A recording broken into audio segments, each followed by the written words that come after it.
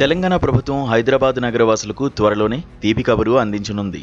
నగరంలో ట్రాఫిక్ రద్దీని తగ్గించి కాలుష్యానికి అడ్డుకట్ట వేసే లక్ష్యంతో ఎంఎంటీఎస్ రైళ్లలో ఉచిత ప్రయాణాన్ని ప్రవేశపెట్టాలని ముఖ్యమంత్రి రేవంత్ రెడ్డి నిర్ణయించినట్లు తెలుస్తోంది. జూన్ 2 నుంచి ఈ పథకాన్ని అమలు చేసేందుకు ప్రభుత్వం కసరత్తు చేస్తోంది. ఇప్పటికే మహిళలకు ఆర్టీసీ బస్సుల్లో ఉచిత ప్రయాణ సౌకర్యం కల్పించిన ప్రభుత్వం ఇప్పుడు ఎంఎంటీఎస్ ద్వారా ఈ సేవలను మరింత విస్తరించాలని భావిస్తోంది. ఈ పథకం అమలు కోసం రాష్ట్ర ప్రభుత్వం దక్షిణ మధ్య రైల్వేకు ప్రతిపాదనలు పంపింది.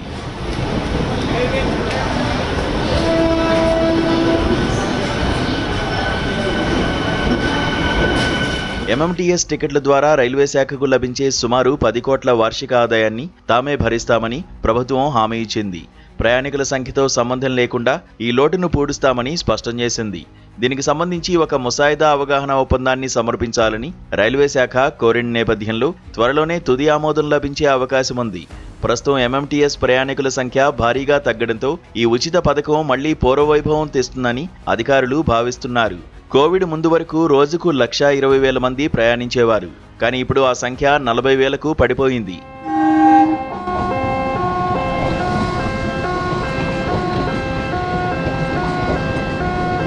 ప్రయాణికులకు మరింత సౌకర్యవంతంగా ఉండేలా స్టేషన్ల వరకు ఆర్టీసీ షటిల్ బస్సులను ఏర్పాటు చేసి లాస్ట్ మైల్ కనెక్టివిటీ కల్పించాలని ప్రభుత్వం ప్రణాళికలు సిద్ధం చేస్తోంది.